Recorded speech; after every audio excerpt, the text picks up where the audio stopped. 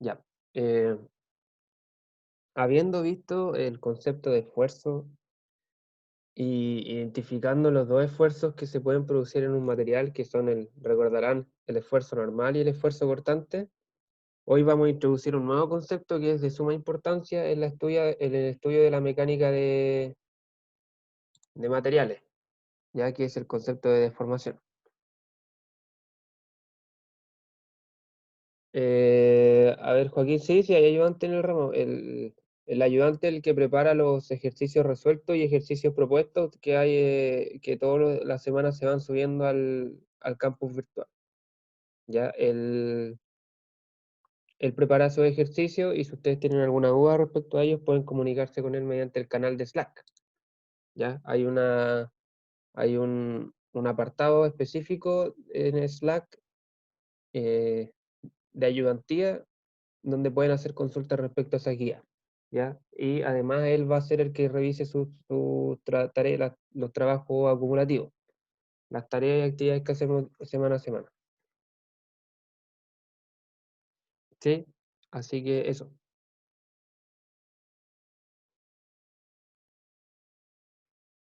sí, están buenos. Yo igual les recomiendo que los revisen, ¿sí? Que los revisen toda la semana, por ahí por el viernes o el fin de semana yo subo la guía que él me envía. Así que eso está disponible para que ustedes la revisen e insisto, si tienen alguna duda, pueden comunicarse con él mediante el canal Slack. Por supuesto, igual me pueden preguntar a mí, pero la idea es que esa instancia primero la trate de resolver él. Así que eso. Ya, bueno, como decía, hoy día vamos a introducir un concepto muy importante, que es el de deformación, junto con el de esfuerzo. Yo me atrevería a decir que son los dos conceptos básicos en el estudio de la mecánica de materiales. Ya vamos a estudiar hoy día qué es la deformación, qué tipos de deformación existen y cómo se miden, ¿ya? Eh, Luego, más adelante, la próxima clase, vamos a ver algunas leyes de resistencia de materiales que nos permiten relacionar los esfuerzos que se producen en un material con la deformación, ¿ya? Pero hoy vamos a definir lo que es la deformación en un modo más general, ¿ya? Entonces, vamos a ver, a ponernos entrar en materia y ver ¿a qué nos referimos cuando hablamos de deformación? Ya, en general, cuando uno aplica una fuerza en un cuerpo, independiente de la magnitud de esta, si es una fuerza muy intensa o no tanto, esta tiende siempre a cambiar la forma y el tamaño de un cuerpo, del cuerpo donde se aplica, ¿sí? Ese cambio, a ese cambio se le denomina deformación, ¿sí? Cuando un cuerpo cambia de forma o de tamaño, estamos en presencia de una deformación. Y esta puede ser visible o pasar prácticamente inadvertida si no se emplea el equipo apropiado para hacer mediciones, ¿ya? Por ejemplo, si ustedes tienen un elástico, ¿cierto? Y lo estiran, ustedes están haciendo fuerza sobre el elástico y el elástico está cambiando su forma y su tamaño. Ahí hay una deformación que es visible, ¿ya? Que es visible al ojo humano y que es fácil de identificar. Sin embargo, hay muchas deformaciones que no son ese caso, sino que cuesta advertirlas si es que no se ocupan equipos de laboratorio de medición, ¿verdad? Por ejemplo, los elementos estructurales de un edificio están constantemente deformándose, pero nosotros no nos damos cuenta porque esa deformación es muy pequeña. Por ejemplo, si ustedes están en un segundo piso, las vigas que sostienen ese segundo piso se están deformando continuamente mientras ustedes caminan o se mantienen quietos en algún punto del segundo piso, ¿ya? Pero esa deformación es tan mínima que si alguien está abajo y ve esa viga no va a apreciar la deformación, pero eso no quiere decir que no exista, ¿ya? Sino que es demasiado, demasiado pequeña.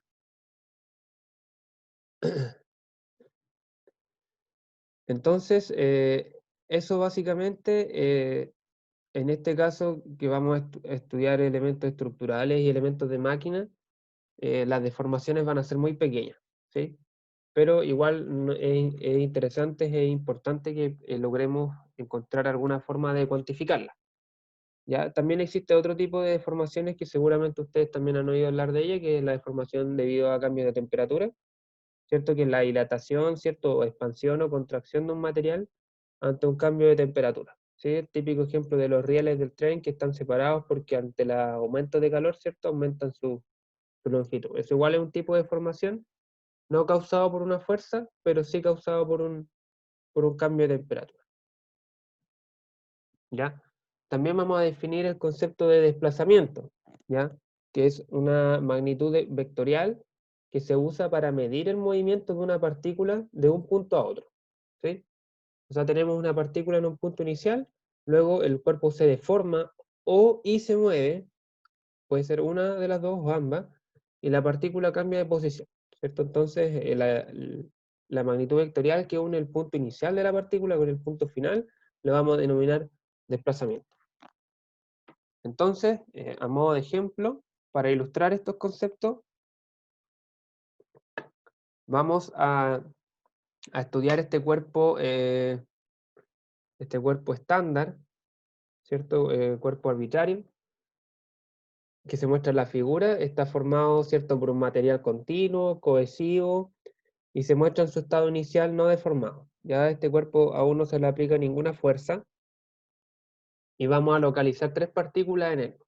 La partícula A, la partícula B y la partícula C, que están unidos inicialmente por segmentos de línea rectos y separados por un ángulo teta, ¿sí? Obviamente esos puntos los medimos a través de un sistema de coordenadas y qué sé yo, ¿ya? Pero tenemos tres partículas bien definidas dentro de nuestro cuerpo, y vamos a ver qué pasa con esas partículas cuando el cuerpo se deforma. Vamos a suponer ahora que una carga se le aplica al cuerpo y ocasiona la deformación de este, ¿sí? De esta manera el cuerpo se mueve de su posición final, o sea, de su posición inicial a su posición final, y además se deforma. Por lo tanto, las partículas que antes estaban en las posiciones A, B y C, ahora van a estar en las posiciones A', B' y C', ¿ya? Entonces, un ejemplo de desplazamiento, por ejemplo, tomando el punto A, está indicado, ¿cierto?, por el vector U, ¿sí? Que une, ¿cierto?, la posición inicial del punto A con la posición final del punto A, que en este caso es el punto A'. A causa de esta deformación, las líneas rectas, que antes eran, ¿cierto?, la línea AB y la línea AC, ahora se convierten en líneas curvas, ¿cierto? Porque cada partícula que estaba eh, en el interior de esta línea, o que coincidía con esta línea, ¿cierto?, se deforma en una cantidad que es distinta. Entonces pudiese perfectamente darse el caso de que esta línea recta ahora se transforma en una línea curva A' y B'. ¿Sí? En consecuencia, la longitud de AB y de AC, así como el ángulo θ que antes las separaba, ahora es diferente, ¿cierto? Ahora tenemos las líneas curvas A', B' y A'C', y el ángulo θ', ¿ya? O sea, tenemos un cambio en longitud y un cambio en orientación, ¿cierto? Las líneas AB, la línea B, por ejemplo, cambió de longitud. Antes medía una cantidad, ahora mide otra. Antes era AB, ahora es A'B', y además cambiaron su orientación porque antes estaban separados por un ángulo de θ, ahora están separados por un ángulo de θ'B.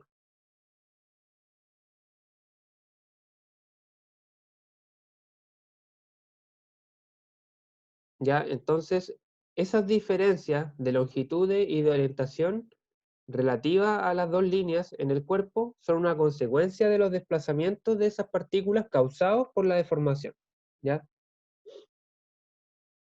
Entonces, cuando nosotros queramos definir la deformación de un cuerpo, tenemos que explicar tanto los cambios de longitud de los segmentos que componen al cuerpo, de los segmentos de línea inscritos en el cuerpo, y también los cambios en el ángulo entre tales segmentos, ¿sí?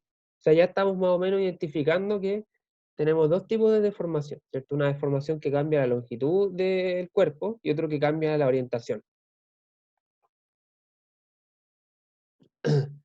Ya, acá una pequeña acotación es que la deformación de un cuerpo no necesariamente tiene que ser uniforme, a través de su volumen, por lo que un cambio de geometría de un segmento puede variar a lo largo de su longitud, ¿sí? O sea, por ejemplo, que el elemento AB, no sé, se estire 1 milímetro, no quiere decir que los demás segmentos en el cuerpo tengan que también estirarse la misma cantidad.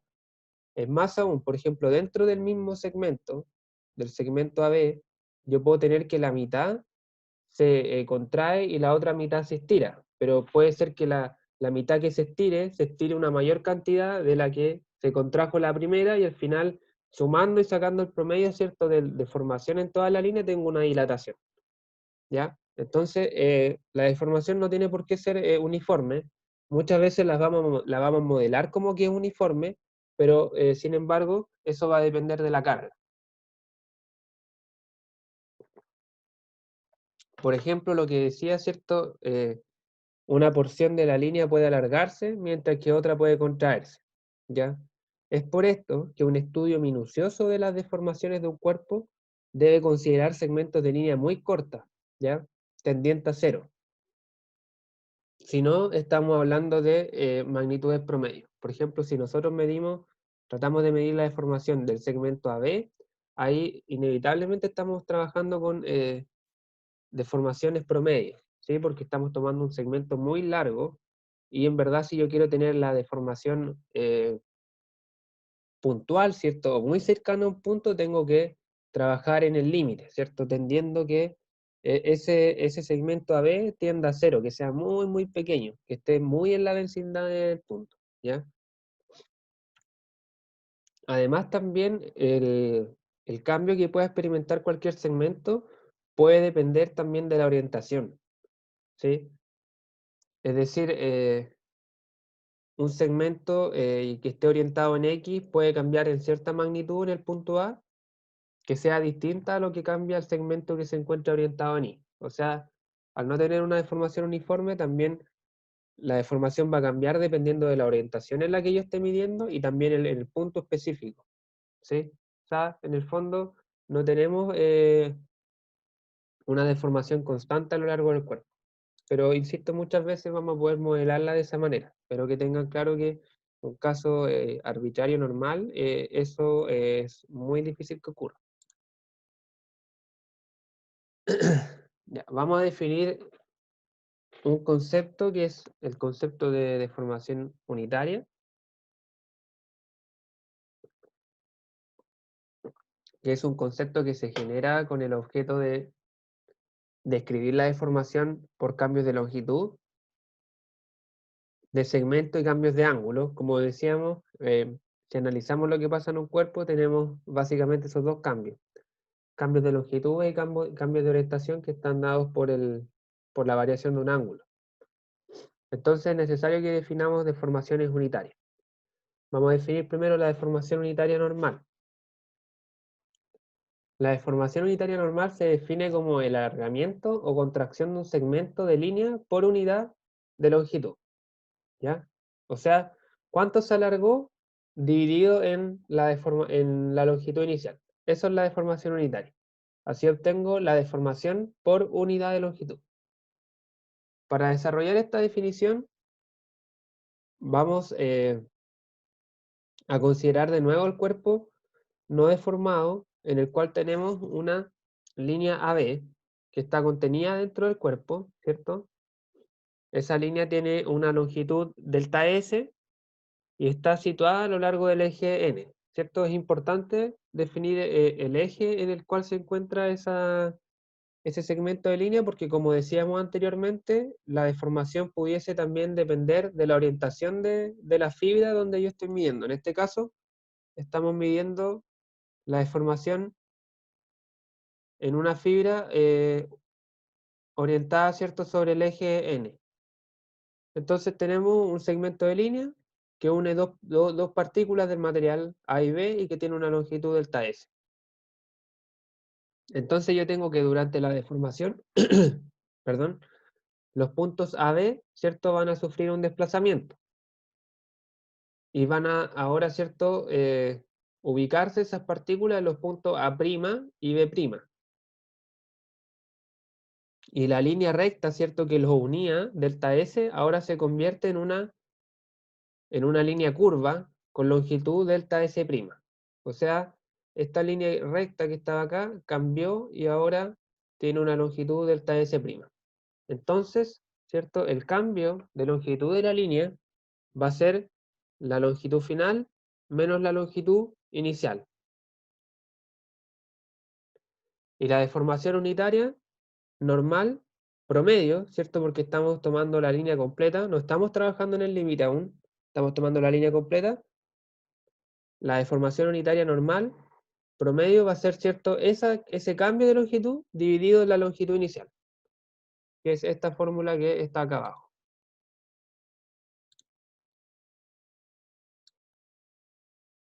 Aquí. ¿Ya? Insisto, esa es la deformación unitaria normal promedio. Tenemos por un lado este delta S' menos delta S, ¿cierto? Que es la longitud final menos la inicial, es el cambio de longitud. Es el cambio de longitud dividido en la longitud inicial.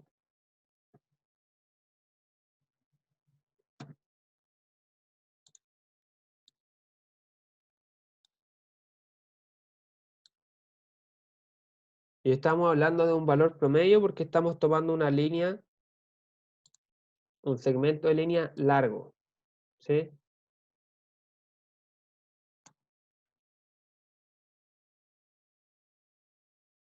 ¿Hay alguna duda hasta acá?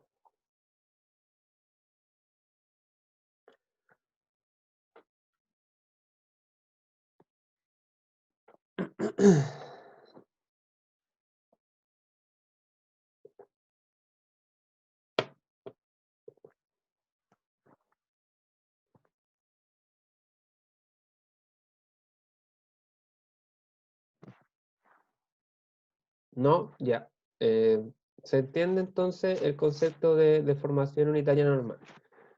Entonces, cuando hablemos de deformación normal, vamos a estar hablando de los cambios de longitud, los cambios de tamaño que tiene el cuerpo, ¿ya? Si luego le añadimos el concepto de unitaria, es porque estamos esa deformación tomándola como por unidad de longitud. No es la deformación completa, sino que es la deformación por unidad de longitud. ¿Ya? Y si le añadimos el valor promedio es porque estamos trabajando con un segmento, un valor grande. ¿Sí? No estamos trabajando en un punto. ¿Ya? Si quisiéramos tener la deformación unitaria real en un punto, ¿cierto? Tendríamos que trabajar en el límite, ¿cierto? Hacer que esta deformación que está acá tienda a cero. De tal manera que este segmento que estamos trabajando, el delta S, tienda a cero, sea muy, muy pequeño, de tal manera que pudiésemos afirmar que estamos trabajando en el punto específico o en la vecindad de ese punto, y eso se logra, ¿cierto?, con un límite. ¿Ya? Que es lo que viene a continuación. Como se mencionó, ¿cierto? Para obtener la deformación real en un punto, se tiene que escoger segmentos muy pequeños de línea. Así como, de esta manera, así como a medida del punto B se escoge cada vez más cercano al punto A, la longitud de línea se vuelve cada vez más corta, de modo que esta tiende a cero. Entonces, esto causa, ¿cierto?, que B' se aproxime a A', de modo que la longitud final igual tiende a cero. Por consiguiente, los que yo les mencionaba, si queremos obtener la deformación unitaria real en un punto, lo que tenemos que hacer es trabajar en el límite cuando B tiende a lo largo del eje que seleccionamos. ¿Sí? O sea, acá nosotros primero calculamos la deformación de todo este segmento, pero si yo quiero la deformación en el punto, tengo que hacer que este punto B tienda hacia el punto A, que esté muy, muy cercano posible. ¿Ya? Eso es lo que dice esta fórmula, ¿cierto? Y calculamos la deformación en el límite cuando B tiende a, y además esa tendencia tiene que ser a lo largo del eje N, porque recordemos que la deformación depende de la orientación en la que yo estoy trabajando. Entonces acá estamos definiendo la orientación de esa fibra, entonces ese límite tiene que ser a lo largo de ese eje. ¿Ya? Pero no se preocupen que en el mayor de los casos vamos a trabajar con deformaciones promedio. Pero es importante que manejen que en realidad la deformación en un punto localizado, ¿cierto? Está dado por esta expresión que está acá.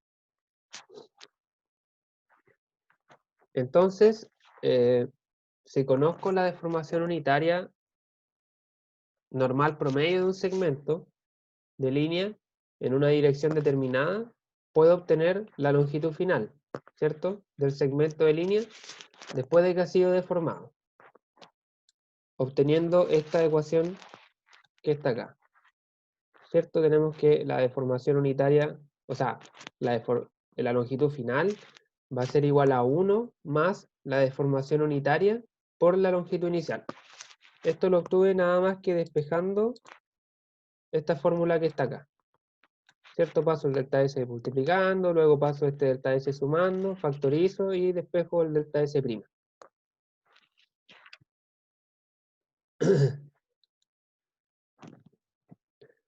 ¿Ya? De esa manera podemos despejar la longitud final. Entonces, esta fórmula, si yo la analizo un poco, me voy a dar cuenta que si este valor que está acá, que es la deformación unitaria normal, es positiva, ¿cierto? Eso va a implicar que la línea o el segmento de línea se alargó, ¿cierto? Por ejemplo, si la deformación unitaria valiera 0,3, tendría 1 más 0,3, 1,3 por la longitud inicial. Si la longitud inicial eran 100 milímetros, entonces la longitud final me va a dar 130 milímetros. ¿Ya? Mientras que si ese valor es negativo, o sea, el valor de la deformación unitaria negativo, eso quiere decir que la línea se contrae. Porque esta suma que está acá en paréntesis me va a dar un valor menor que 1. Entonces, al multiplicarlo por la deformación inicial, me da una deformación final menor.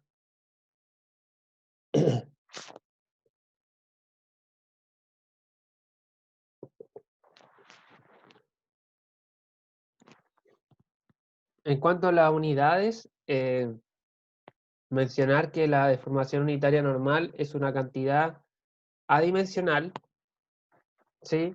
Ya que es una relación entre longitudes. ¿Ya? Si volvemos un poquito atrás, tenemos que, ¿cierto? La deformación unitaria es una longitud menos otra longitud dividido en una longitud.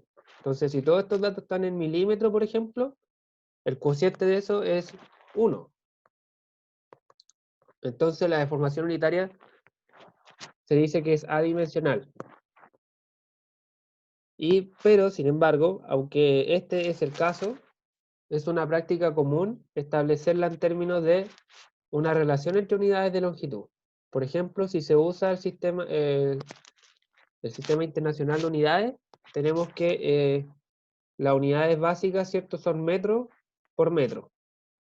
O sea, por ejemplo, si tengo una deformación de 0,1 metro por metro, lo que estoy diciendo es que por cada metro que tenía la longitud inicial, se deformó 0,1 metro. ¿Sí? Sin embargo, ese ejemplo está fuera de la realidad porque en verdad las deformaciones son muy pequeñas. Así que las medidas de alargamiento generalmente se dan en micrómetros, ¿cierto? Que son 10 elevado a menos 6 metros. Entonces, por ejemplo, una unidad de medida para la deformación unitaria puede ser micrómetro por metro. Yo puedo decir ya 6 micrómetros por metro. Entonces una barra, lo que me está diciendo es que por cada metro que tenía la barra inicial, la barra se deformó 6 micrómetros. ¿Sí? Si la barra medía inicialmente 3 metros y la deformación unitaria es 6 micrómetros por metro, eso me está diciendo que se deformó 3 por 6, 18 micrómetros. En el sistema inglés la misma lógica, solamente que acá, ¿cierto?, trabajamos con pulgadas, pulgadas por pulgadas.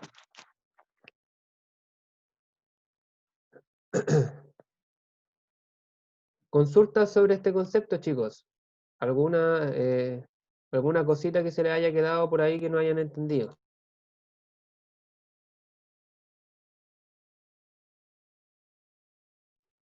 Sí, el micrómetro es una unidad que es menor al milímetro.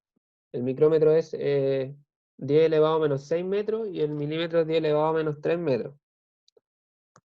También la deformación puede ser, por ejemplo, milímetros por metro. ¿Sí?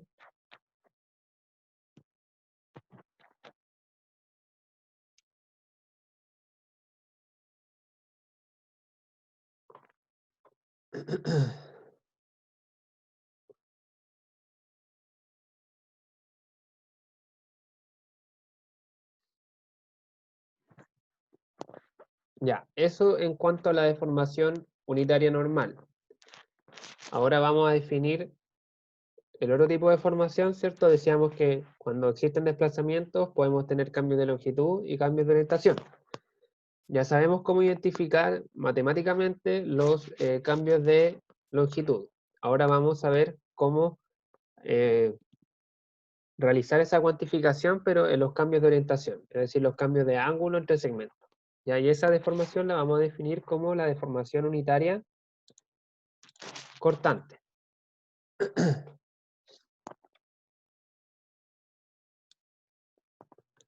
¿Sí? El cambio en el ángulo que ocurre entre dos segmentos de línea que originalmente eran perpendiculares se denomina deformación unitaria cortante.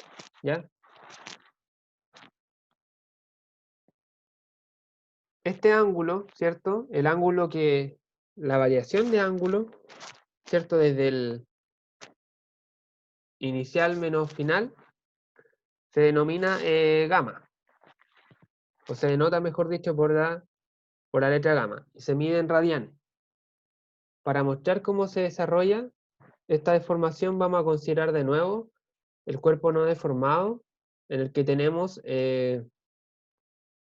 las líneas AB y la línea B y la línea AC, partiendo desde el punto A de un cuerpo, ¿cierto? Y dirigido a lo largo de los ejes perpendiculares N y T. Ya, aquí me faltó poner algunas letritas en la imagen. Tenemos el eje N por este lado, el eje T por este lado, y acá este ángulo inicialmente es de 90 grados. 90 grados. O vale pi medio, ¿cierto? En radianes. Ya, después de la deformación, ¿cierto? Tenemos que los tres puntos que caracterizamos en el cuerpo se desplazan y las líneas que antes los contenían, que eran rectas, ahora se vuelven curvas. De modo que el ángulo que se forma entre ellas en el punto A ahora es θ'A. Ya no es 90 grados, sino que es θ'A.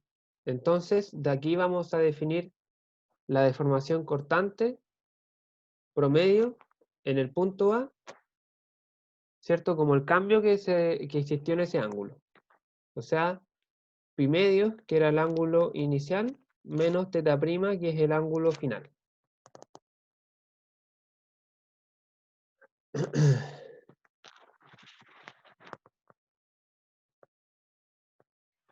Ya, de nuevo, hacer el énfasis de que acá estamos trabajando con valores promedios porque estamos tomando segmentos muy largos. ¿Ya? Si quisiéramos tener el valor instantáneo o en el punto, mejor dicho, de la deformación angular, tendríamos que hacer que el punto C tienda hacia el punto A lo largo de T y que el punto B tienda hacia el punto A lo largo de N. De tal manera vamos a tener dos segmentos muy pequeños y medir el cambio de ángulo que existe entre esos segmentos infinitesimales. Pero en cuanto a valor promedio, la deformación angular también se denomina deformación angular unitaria o deformación cortante, es pi medio menos θ', ¿cierto? Ya, entonces, como les decía, al igual que la deformación unitaria normal, para obtener la deformación unitaria cortante específica en un punto, tenemos que escoger segmentos de línea muy pequeños.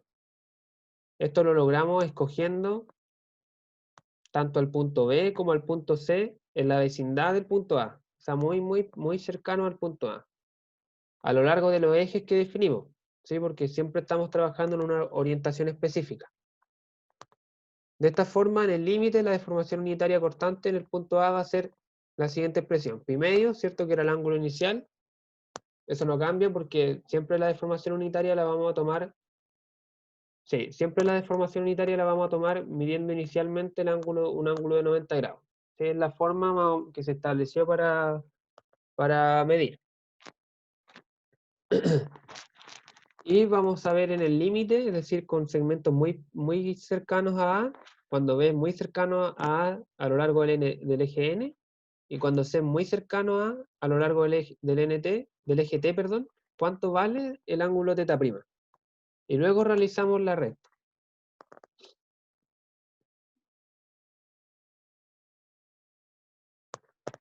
Podemos advertir, ¿cierto? Que si, voy a volver un poco atrás, que si el ángulo final es menor a 90 grados, ¿sí? Menor a pi medio, ¿cierto? La deformación unitaria cortante va a ser positiva, ¿sí? Entonces, una deformación cortante positiva implica que los segmentos se acercaron, ¿cierto? Ya no valen 90, valen menos, están más cerca.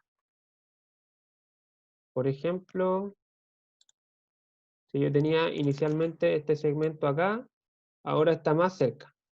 Entonces el ángulo final es menor a 90 grados y esta recta me da positiva. Caso contrario, si este segmento se aleja y el ángulo me da mayor a 90 grados, esta recta me va a dar negativa y voy a tener una deformación angular o cortante negativa.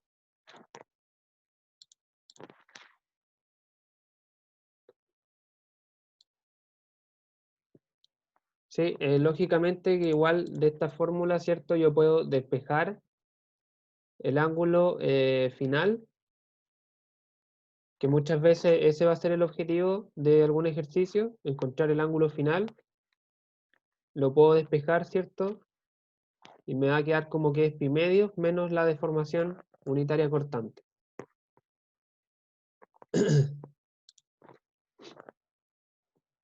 Entonces, en general, ¿cierto? Habiendo ya estudiado los dos tipos de deformaciones, podemos afirmar que la deformación unitaria normal causa un cambio de volumen en el cuerpo, ¿cierto? Porque cambia su tamaño, hace que el cuerpo se alargue o se contraiga, ¿sí? Entonces hay un cambio de dimensiones, un cambio de volumen. Mientras que la deformación unitaria cortante lo que hace es cambiar la forma del cuerpo, cambiar la orientación relativa que existe entre sus partículas.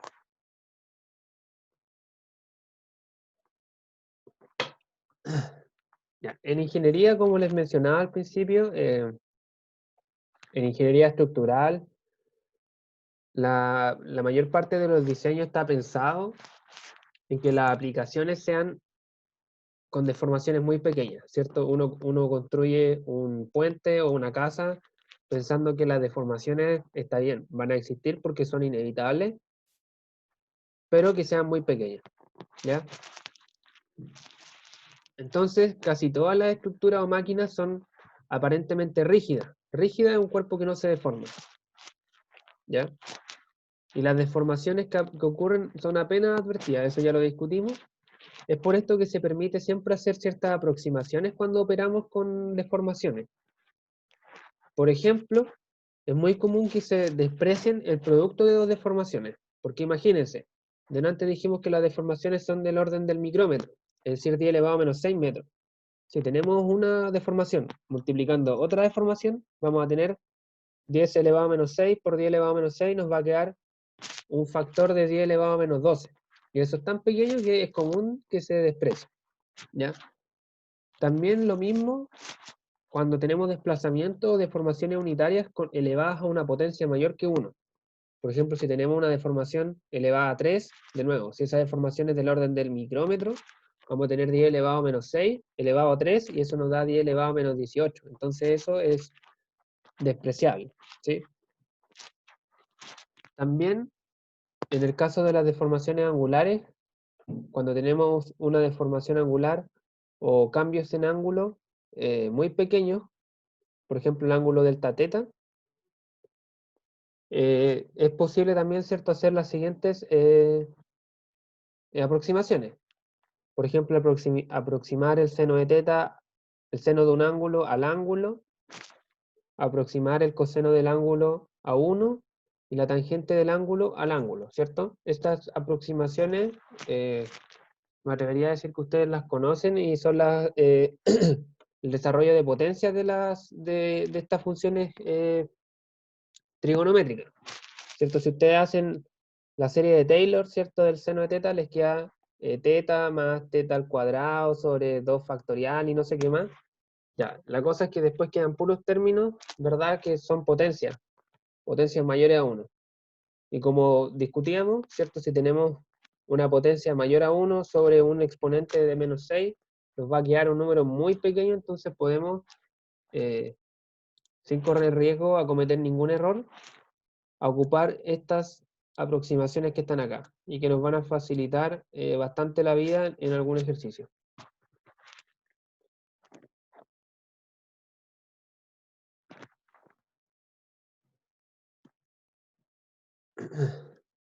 Sí,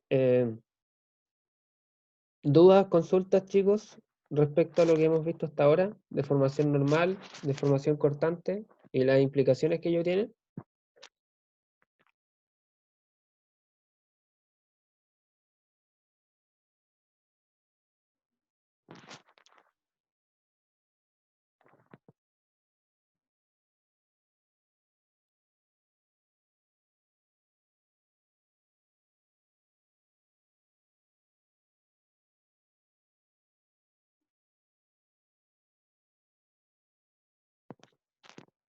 ¿No? ¿Todo bien? ¿Todo claro?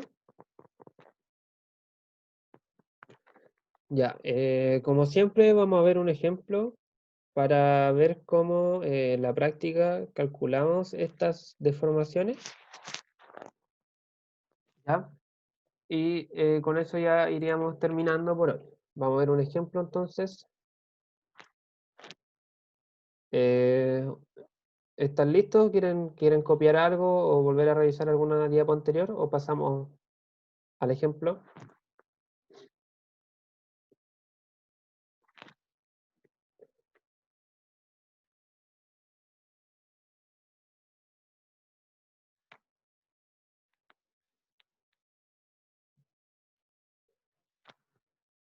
Ya, entonces acá está el ejemplo. Tenemos una placa, la placa ABCD, que es como cierto el área sombreada que se ve ahí. Esa placa se deforma y adquiere la forma que se muestra con las líneas punteadas, ¿sí? Esa es una deformación típica que ocurre, ¿cierto? Si es que yo tengo la placa apoyada acá, de alguna manera, no sé, puede estar soldada, por ejemplo, a este eje, y yo le aplico una fuerza tangencial que va por acá arriba, que se encuentra en esta parte de la placa. Entonces lo que hace esa fuerza es mover ese plano hacia la derecha, y la placa adquiere esta forma. Ya, pero acá no vamos a meternos en la causa de la deformación, solamente vamos a suponer que esa deformación, por alguna razón, existió y se configuró de esa manera. Dice, ¿cierto? Entonces que las líneas horizontales sobre la placa permanecen horizontales y no cambian su longitud. Es decir, lo que me está diciendo aquello es que, por ejemplo, esta línea, perdón, esta línea horizontal, que inicialmente estaba la placa así, ahora está acá. Tiene la misma longitud, la misma orientación, sigue siendo horizontal, pero se desplazó, ¿sí? Y así la placa se mantiene recta, pero con una variación en el ángulo respecto a la vertical.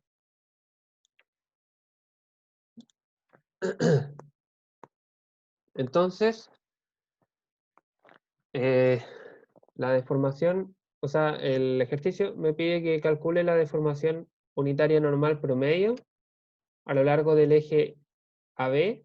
O sea, yo tenía esta línea AB, ¿cierto? Inicial, que era así, y ahora esa línea tiene esa configuración.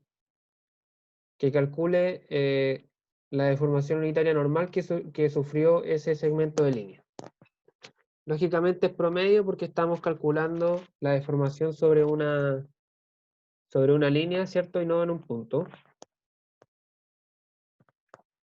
Y también me pide la deformación unitaria cortante promedio, la placa relativa a los ejes X e Y. ¿Sí? Entonces, entendiendo bien el problema, ¿cierto? Cómo es la deformación que experimenta nuestro elemento y qué es lo que me están pidiendo que calcule, vamos a calcular primero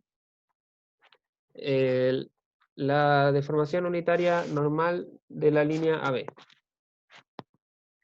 ¿Cierto? Como les dije, tenemos la línea original AB, ¿cierto? Acá está el dibujo de acá abajo, tenemos la deformación, la longitud inicial AB, y el punto A, ¿cierto? Permanece invariable, se mantiene su posición, porque vamos a suponer que la placa está apoyada acá, pero el punto B se desplaza al punto B'. Entonces, la deformación unitaria normal, ¿cierto? Recordemos que es longitud final menos longitud inicial, eso es variación de longitud, dividido en longitud inicial. Entonces tenemos que definir la longitud inicial y la longitud final. La longitud inicial, ¿cierto? Me la da el problema, me dice que es 250 milímetros, y la longitud final tenemos que calcularla, ¿cierto? Ocupando un poco de geometría. Tenemos acá un triángulo rectángulo, ¿cierto? Que sus catetos valen 250 menos 2, ¿cierto? Que es esta longitud acá. Y tenemos el otro cateto que vale... Me quedó muy grande esa cuestión. Tenemos este otro cateto que vale 3 milímetros.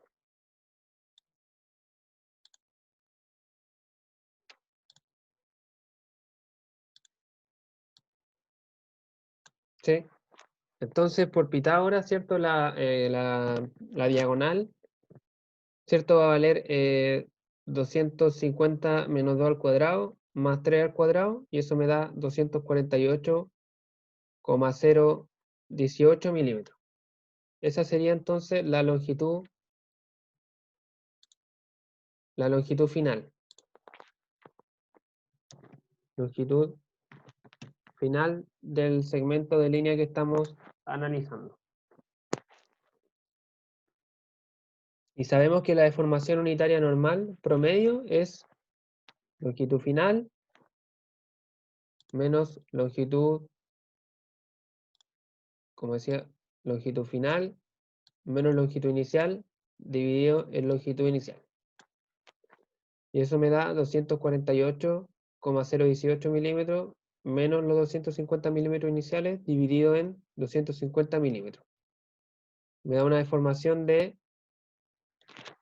menos 7,93 por 10 elevado a menos 3 milímetros por milímetro.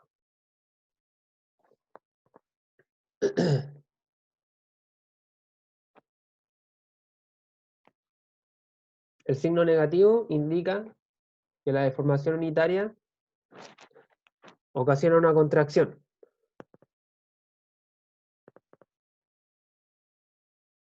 ¿Sí? La la línea que estamos analizando tiene una longitud menor a la inicial. Y eso es una contracción, ¿cierto? La barra es más corta de lo que era originalmente.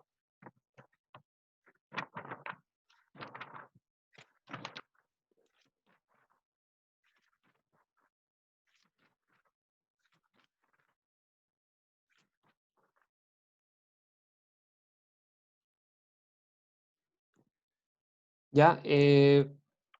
¿Por qué es importante calcular deformaciones unitarias? Acá me gustaría hacer una pequeña reflexión. ¿Por qué es importante calcular deformaciones unitarias y por qué no calculamos solamente la deformación? Porque, por ejemplo, acá podemos fácilmente identificar, ¿cierto?, que la barra se deformó 248, ¿cierto?, punto 018 menos 250.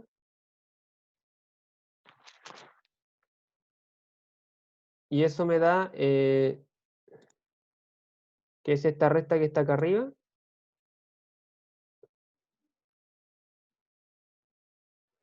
Eso me da menos 2,23 milímetros, ¿cierto? Esa es la deformación, no unitaria, la deformación a secas. Entonces, ¿por qué es importante estudiar o calcular además de esa deformación, esta deformación unitaria? Es importante porque esta deformación, la deformación no unitaria, depende de la longitud que tenía inicialmente la barra, y no solamente del material. Me explico. Por ejemplo, esta barra, al tener 250 milímetros de largo iniciales, se deformó menos 2,23 milímetros. Pero, si hubiera medido el doble, 500 milímetros, también se hubiera deformado el doble. O sea, se hubiera deformado 4,46. Entonces tenemos que la deformación a secas, la deformación total de un elemento depende de la longitud inicial que consideremos, ¿sí? Por ejemplo, si ustedes tienen un elástico, de nuevo el ejemplo del elástico, si ustedes le aplican una fuerza, ese elástico se deforma tanto. Si ustedes tienen el mismo elástico, con las mismas propiedades, y le aplican la misma fuerza, pero si ese elástico es el doble de largo que el inicial, ese elástico también se va a deformar el doble, ¿sí? Es decir, la deformación total de un elemento depende de la longitud. Entonces, al calcular esta deformación unitaria, lo que estamos haciendo es eliminar esa dependencia. Y estamos obteniendo una deformación que depende únicamente de las características del material. Y esta deformación la vamos a relacionar más tarde con,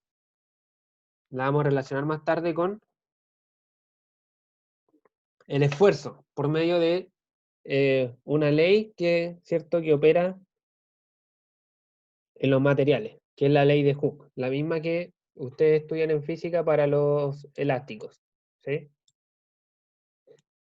Eso quería que tuvieran en mente. ¿Por qué el cálculo de esta deformación? ¿Sí? Y es básicamente por eso, porque la deformación total depende de la longitud inicial que tenga el segmento que estemos analizando. ¿Ya? Teniendo eso claro, entonces, y si no hay ninguna consulta, por supuesto, vamos a calcular ahora la deformación angular.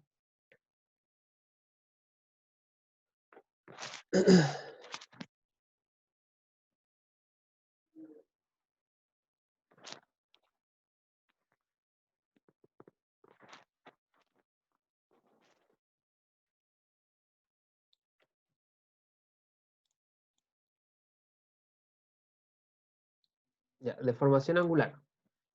Como se ve en la figura, ¿cierto? El ángulo que teníamos acá abajo, el ángulo BAC, era originalmente recto, ¿cierto? Medía 90 grados entre los lados de la placa. Y estaba medido, ¿cierto?, desde los ejes X e Y. O sea, recordemos que acá la deformación angular depende de la orientación que estemos tomando, y acá me están diciendo que la calcule respecto a los ejes X e Y. Entonces acá teníamos inicialmente un ángulo recto, que luego se deformó y cambió.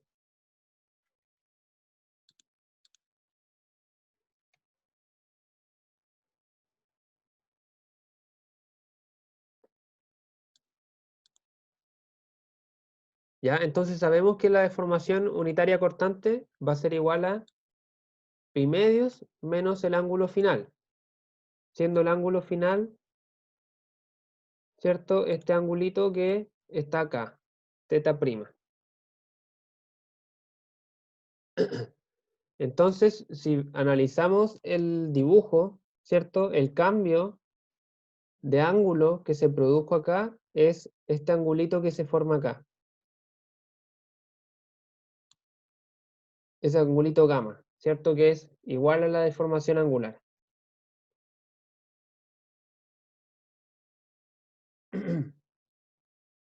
Entonces ese ángulo lo podemos calcular, ¿cierto? Ocupando la función inversa de la tangente del triángulo que se forma aquí. Tenemos el triángulo que va desde A hasta este punto, luego hasta acá y luego hasta acá. Entonces la tangente va a ser igual al cateto opuesto, que vale 3 milímetros.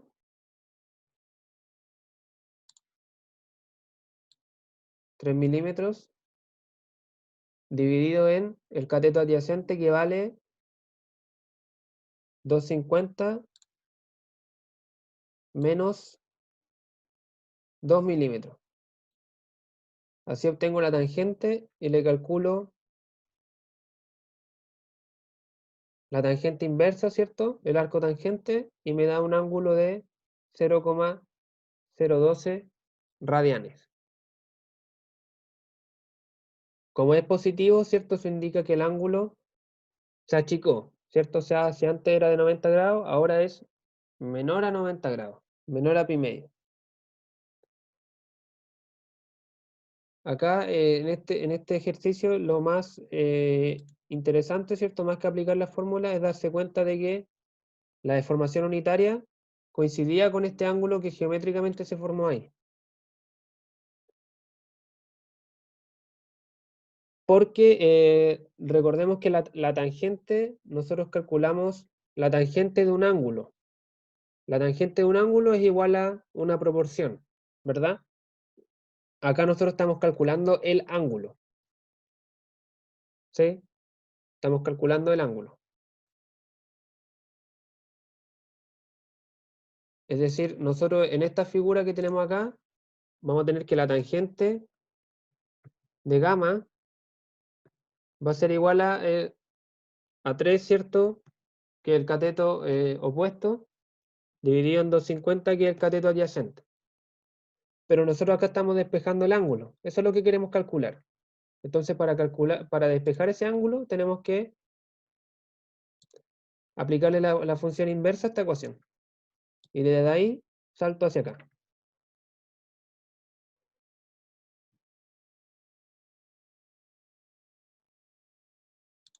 ¿Sí? ¿Se entiende? Perdón, esto era...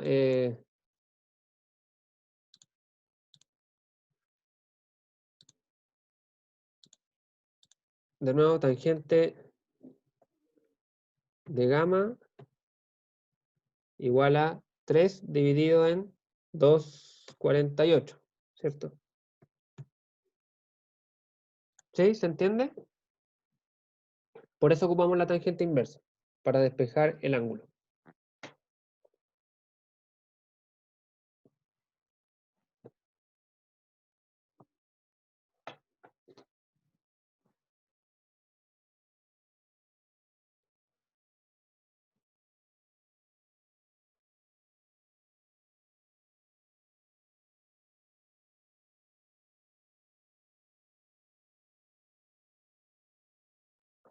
¿Cierto? Lo más interesante, encuentro yo, de este ejercicio es que pudimos identificar esa deformación angular o deformación cortante en la geometría del problema.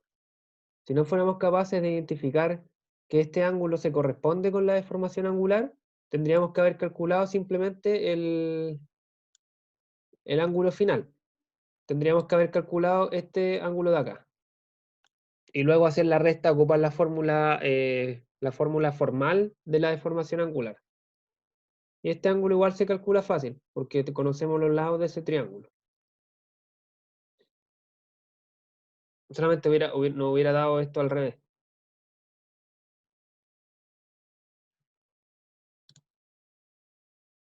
¿Sí? ¿Alguna consulta, chicos?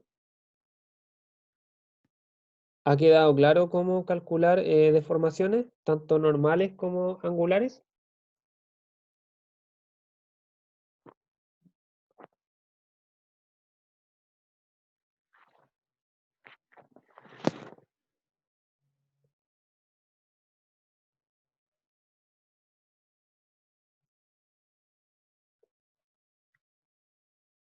Sí, sí, vamos a ver aquí. Aquí está la diapo anterior.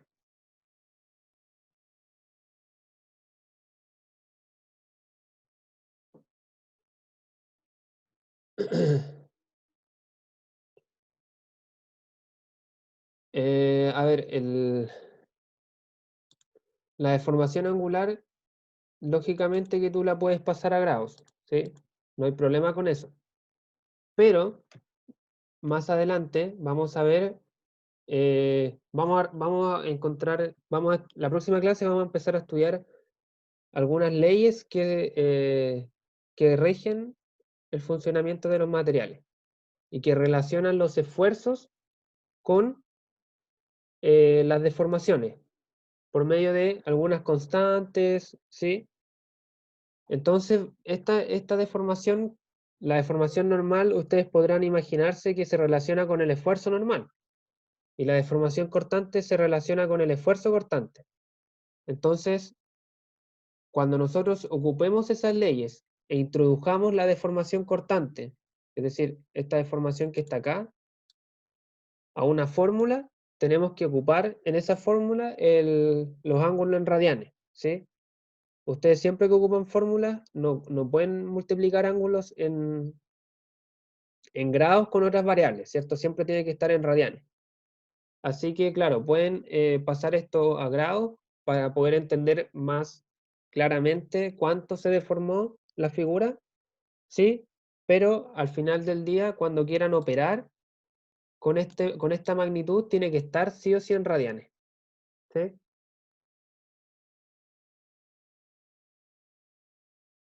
También esta es una deformación unitaria cortante promedio, ¿sí? Porque estamos tomando dos segmentos muy largos, ¿cierto? Estamos tomando el ángulo que se forma en toda la esquina de la figura, es decir, estamos tomando el ángulo que se forma entre el eje AB y el eje AC. No estamos trabajando en la vecindad del punto. Para eso tendríamos que calcular un límite, pero en este caso es promedio, ¿sí?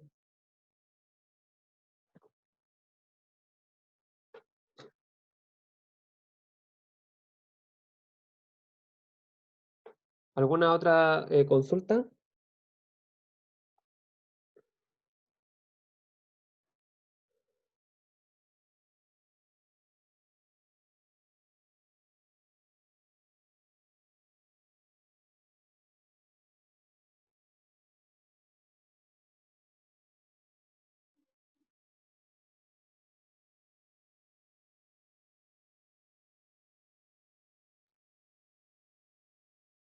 Ya chicos, si no hay más consultas, damos por finalizada la clase.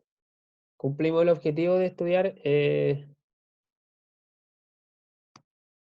Sí, el ayudante el correo es... pero ¿por qué no te unes a Slack? Tienes que ir a Campus Virtual y hay una imagen grande a la derecha que tú presionas y te unes instantáneamente al grupo. Y si no funciona, me puedes escribir al correo o si ya no quieres unirte a Slack, también escríbeme y te envío el correo del ayudante, porque en este momento el ayudante Iván González, I González, pero no recuerdo cuál es el número que viene al final. Ahí está. Gracias, Nicolás. Sí, pueden escribirle obviamente al correo si tienen dudas. Eh, Preséntense si pongan en contexto a qué viene ese correo, ¿sí?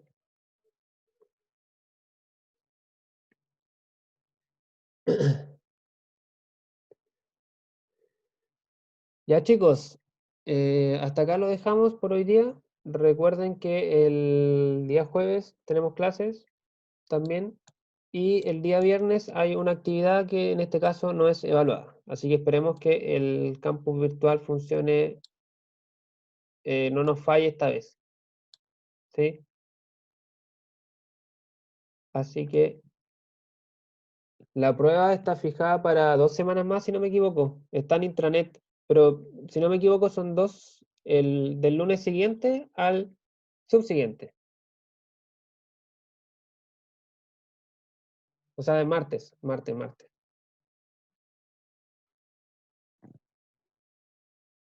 Así que nos quedan 3 clases antes de la prueba.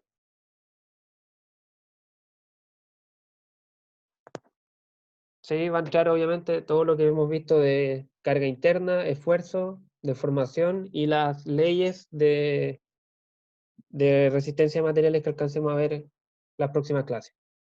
Así que eso chicos, que les vaya muy bien, que tengan buena semana y nos encontramos el próximo día jueves.